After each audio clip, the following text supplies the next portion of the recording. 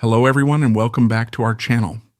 Today, we'll delve into David Allan Coe's story, an outlaw country icon who spent a lifetime pushing boundaries, shredding expectations, and bearing his soul through music. Whether you're a longtime fan of old school country or a curious newcomer to the man behind the myth, pull up a seat. In many ways, he has been the quintessential outsider, driven by his own rules and unafraid of stepping on toes. If you only know him for his rebellious persona or a few of his classic songs, be prepared to discover the overlooked corners of his journey, from whispered tales of youthful chaos to the staggering triumphs of a performer who refused to bow down. So settle in, because this story is every bit as raw and unpredictable as the man himself. Now, to understand why David Allan Coe's story continues to fascinate, we need to look at the era that shaped him. Think back to mid-20th century America, after World War II, when the country itself was wrestling with massive social and cultural changes. Soldiers returned from overseas, and many families were thrust into a new kind of consumer-driven prosperity. Yet pockets of the country still lived in dire poverty, existing on the wrong side of the tracks. Small towns were often run by rumor mills more than any official system of justice or oversight. Cities were expanding, but rural areas found themselves behind in the rush of modern progress. This tension was the backdrop for David Allan Coe's early life.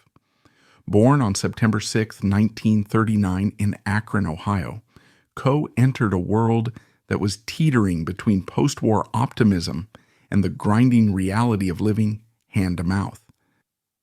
Akron was riding the wave of the rubber industry's boom, with the local factories churning out tires for the country's post-war automobile obsession. By yet, while some lives were lifted by factory paychecks, a chasm grew between the privileged and the forgotten. Coe's family story was marked by instability, and the future country star grew up quickly amid neglect and hardship. Many nights, the only lullaby he heard might have been the hum of an overhead light in a state-run institution, or the scuffle of footsteps in yet another foster home. During this era, a lot of youth who found themselves on the edges of society ended up in reformatory schools, especially if their parents were unable or unwilling to support them. As a child, Coe bounced between homes, bearing witness to adult chaos far beyond his years. He later claimed to have experienced a harrowing upbringing, including time spent in a reform school that left an indelible mark on his psyche. Whether all the stories he told about this period are fact or artistic exaggeration is sometimes debated, but the general truth remains that he had it tough, navigating a world that offered him little security or consistent guidance. Understanding the cultural underpinnings of his youth is crucial here. The 1950s were marked by a rising tide of rock and roll, the post-war baby boom, and a split between traditional values and the rebellious edges of American youth culture. Country music, for its part, was in the midst of transformation. Hank Williams had set a path of soulful heartbreak, while artists like Johnny Cash and Merle Haggard were still on the horizon of mainstream success. More conventional country music lovers were drawn to the clean-cut style of artists like Eddie Arnold and Jim Reeves, but outlaws and outsiders were waiting in the wings. Coe would eventually join that renegade lineage. Before he ever stood on a stage, though, he survived the crucible of troubled adolescence. Let's walk through how that shaped him and how the seeds of his rebellious spirit were planted long before he ever picked up a guitar. He has often claimed that by the time he was 9, he'd been locked up in various reform schools for misbehavior and petty crimes. Whether it was petty theft, running away, or just the unstoppable streak of a kid who felt cornered by life, those early days hardened him. There's an emotional weight to a childhood spent in state institutions. The laughter of childhood is replaced by the metallic clang of doors. Instead of a wide-open backyard, there are fences and strict routine. From descriptions he later gave of physical and psychological punishment in some of those facilities, Coe carried a quiet fury that simmered into his teens. As he approached his teenage years, he found himself in and out of correctional institutions. During one of these stints, he discovered music. If there's a silver lining in a place like that, sometimes it's the spark of a new passion. Prison chapels and community centers often kept battered guitars around. For a young man in search of identity, plucking a few chords could feel like an escape hatch to a new world, one where he was in control. Coe recognized that he could pour his life story, frustrations, and broken dreams into song, but as he reached adulthood, trouble kept following him, or perhaps he kept inviting it. In the 1960s, he landed in the Ohio State Penitentiary for a series of crimes, including armed robbery. Stories circulated that he aligned himself with hardened criminals and even encountered life-or-death moments behind bars. According to Coe's own claims, he once shot a man. In other accounts, he said he killed an inmate in self-defense while incarcerated. Yet official records remain sketchy on whether this incident actually happened.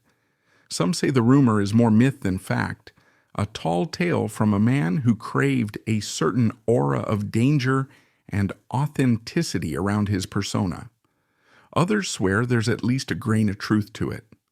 Whatever the reality, these stories, true or embellished, set the tone for the badass image he would later become infamous for.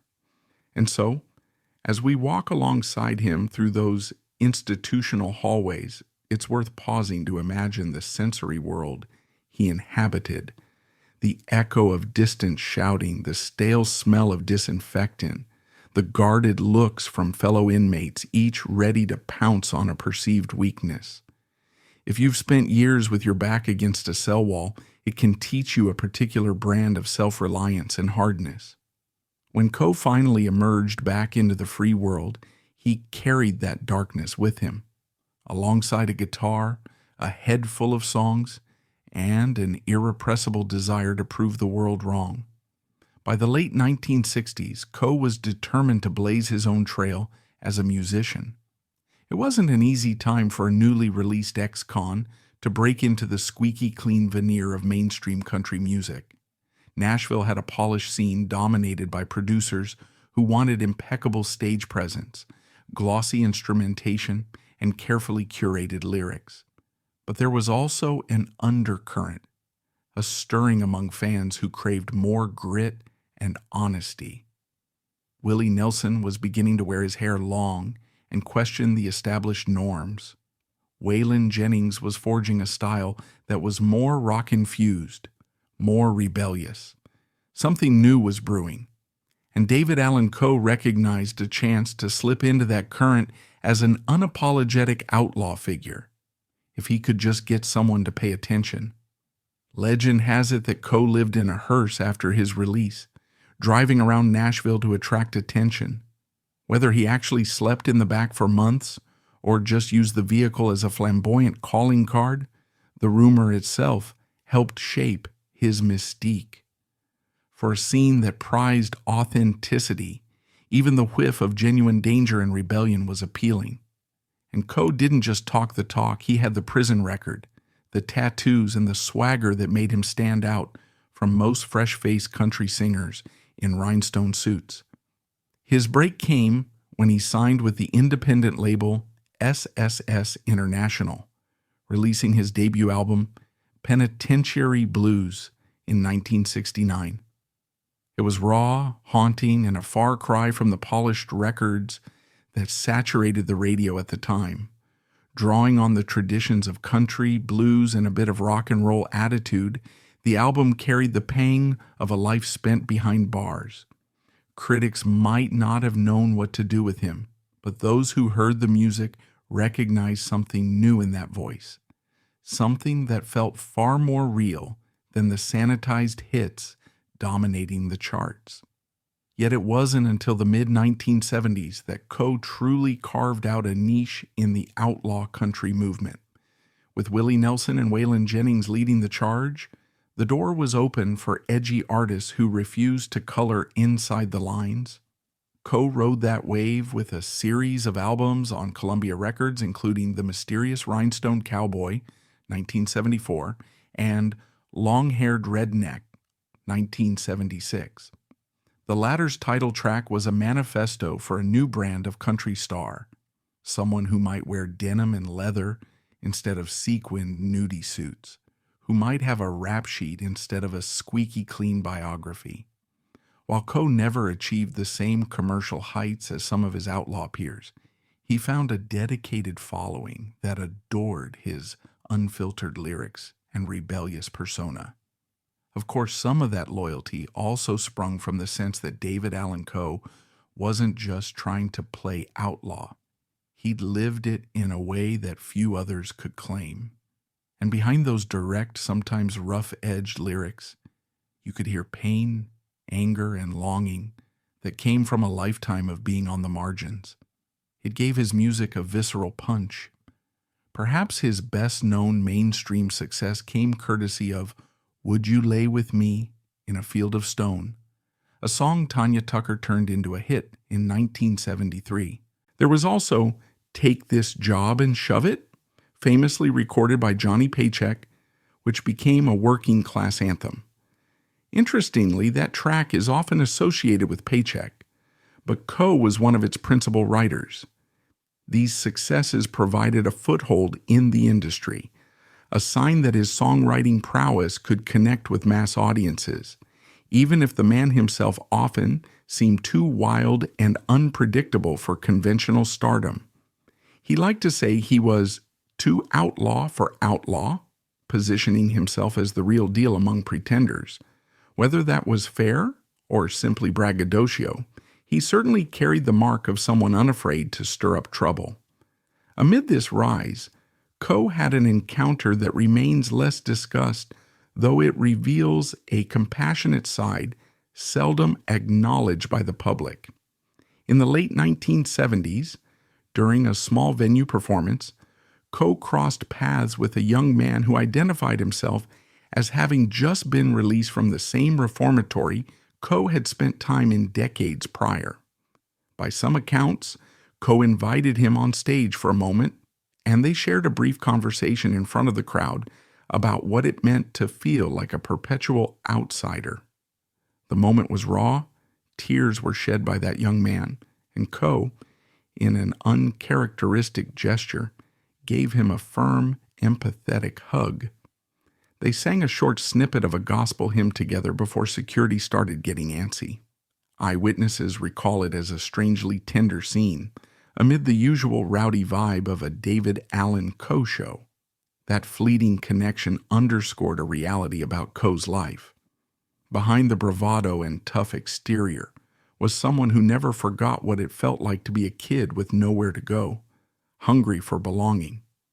His personal relationships were as turbulent as you might imagine. Over the years, Coe married multiple times, fathering several children. The demands of touring and his own restless spirit made domestic stability a challenge. Some who knew him during those years describe a man capable of genuine warmth and generosity, but who could also fly into rages with little provocation, particularly if he felt disrespected or controlled.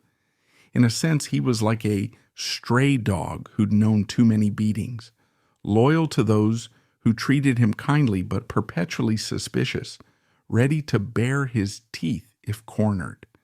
It wouldn't be a story about David Allan Coe without addressing the elephant in the room, the controversies surrounding some of his work.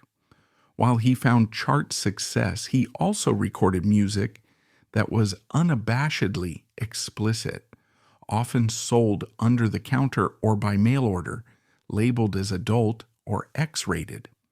Albums like Nothing Sacred and Underground album contained racially charged and misogynistic language that ignited widespread criticism. According to Coe, these were meant to be irreverent and comedic, part of a tradition of blues songs that existed outside the mainstream. But many people didn't see them as funny. They viewed them as hateful or perpetuating harmful stereotypes. This resulted in a deep stain on Coe's public image, overshadowing even his legitimate contributions to country music. Over time, he offered shifting defenses, sometimes saying the controversial tracks were social commentary, other times claiming they were jokes aimed at shock value. Even loyal fans found themselves conflicted, and music historians continue to debate how much those albums reveal about Coe's personal beliefs. For some, it's evidence of casual bigotry. For others, it's an artist pushing the boundary of free speech, albeit in a deeply offensive way. Adding to the mythos, Coe often claimed membership in the Outlaws motorcycle club. He displayed insignia on stage, had relationships with club members, and boasted about living the biker life. Yet official confirmation of such membership is murky, and many suspect it may have been another way he built up the bad boy persona. Whenever asked directly, Coe gave cryptic answers, preferring to let the legend swirl. Nonetheless, he toured heavily with his signature style: long hair, tattoos, a big personality, and a set list that veered from tender ballads to rowdy bar anthems. His fans were there for the spectacle, the rawness, and perhaps the forbidden edge of a man who never apologized for being who he was. Another lesser-known anecdote came from a session guitarist who worked with Coe in the 1980s.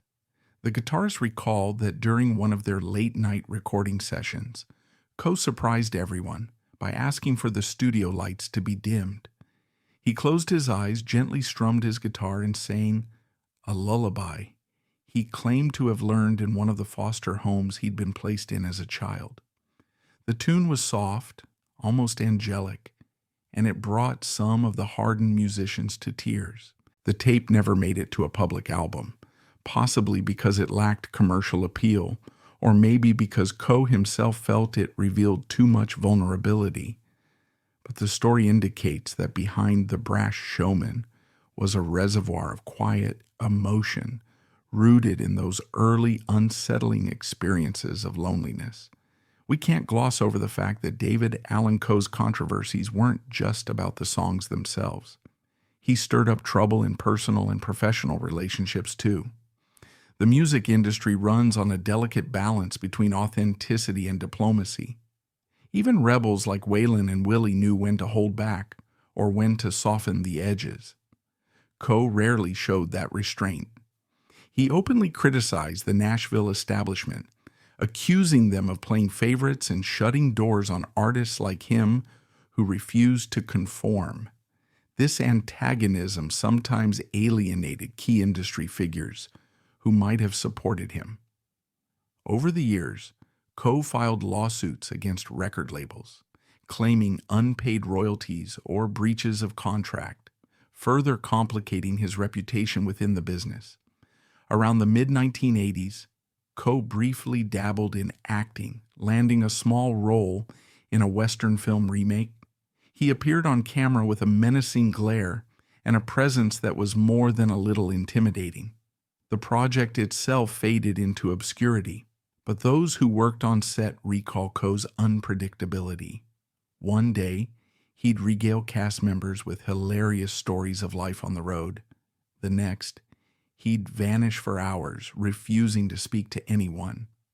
The story goes that the director once found him deep in conversation with a stagehand, giving fatherly advice about how to reconcile with an estranged daughter, again illustrating Coe's capacity for empathy in unexpected moments.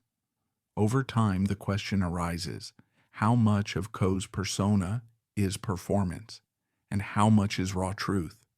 Some controversies remain open-ended. Did he genuinely hold racist beliefs, or was he amplifying shock value for attention? Did he really kill a man in prison, or was that a myth built to enhance the legend?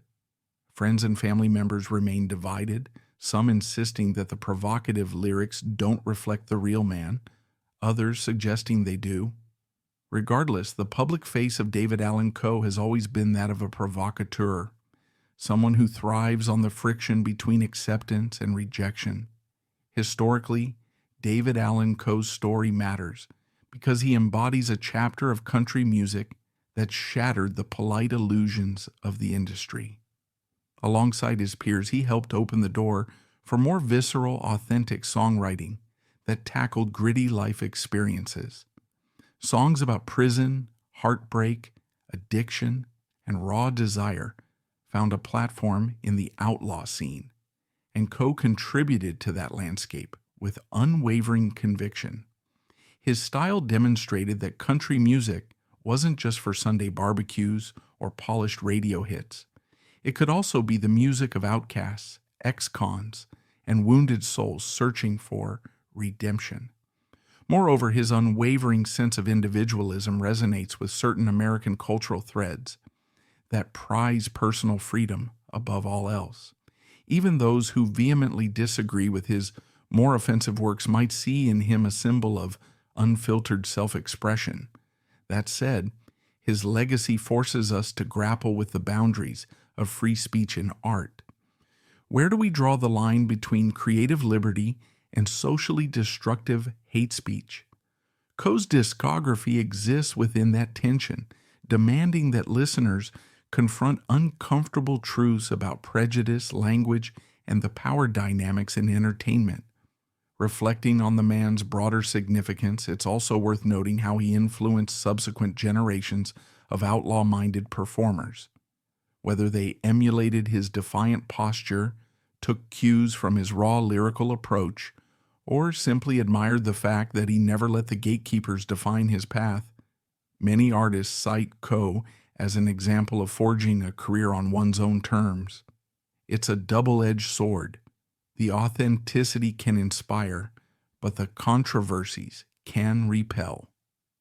Perhaps the real lesson is about the complicated nature of legacy, how a person's art and personality can be woven together so tightly that it's impossible to separate them. Today, at age 85, David Allan Coe is a quieter presence than in his rowdy heyday, but he still tours occasionally and records new music. Various health scares have slowed him down, yet whenever he appears on stage, be it a humble honky-tonk or a festival spot, there's an electric sense of anticipation. People wonder which version of Coe they'll get: the thoughtful balladeer, the unpredictable provocateur, the sentimental old-timer reminiscing about his wild youth, or the self-styled biker who might just roar off into the night. One of the more emotionally resonant quotes attributed to Coe in recent years came from a small interview he did in which he mentioned his regrets. "I've had a lot of fights in this life, and most of them were with myself." That line, spoken by a man who spent decades externalizing his anger and building a fearsome persona, suggests a deeper inner struggle, perhaps a longing to reconcile with the parts of himself he'd neglected or wounded over the years. In the grand tapestry of music history, David Allan Coe's story offers an unvarnished glimpse into themes that are both universal and deeply personal. Survival, the search for belonging, the hunger for validation, and the sometimes destructive drive to be remembered. His presence in the outlaw country scene guaranteed that future artists wouldn't be afraid to color outside the lines, even if it meant being shunned by polite society. He injected a rawness that fueled debate about authenticity, censorship, and the moral responsibility of artists to their audiences. If we step back to reflect on it all, beyond the controversies, the prison stories, the heartbreak, and the bravado, we see a man who has always craved to be heard. Maybe that's what humanizes him in the end. Strip away the tall tales, the sensational headlines, and you find a boy who grew up feeling the cold shoulders of institutions, learning to defend himself at every turn, discovering music as the one language where he might say what he couldn't otherwise articulate. The hardships he experienced could have broken him entirely, but instead they molded a musician whose voice rumbled with undiluted emotion. Is he a hero or a villain?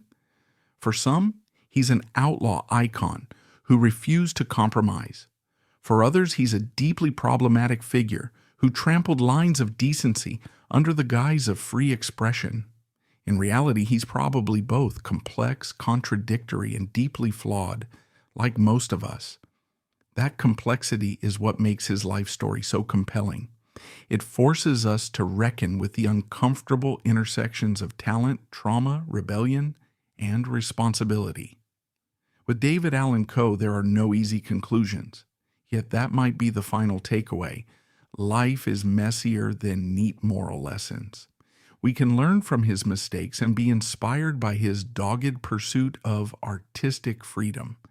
We can acknowledge the genuine pain that fueled some of his creativity while also refusing to dismiss the harm done by certain words or actions. In that sense, his story is a reminder that people and the art they create can be profoundly impactful and profoundly complicated at the same time. After all these twists and turns, what remains is the music. The truest testament to Coe's life might be found in those honest bluesy notes that speak of heartbreak, redemption, and the haunted roads of the human soul. Even his harshest critics often admit that there's something undeniably powerful in his songs, something that resonates in a deep well of human experience. Perhaps that's why, even now, the mention of David Allan Coe evokes strong reactions.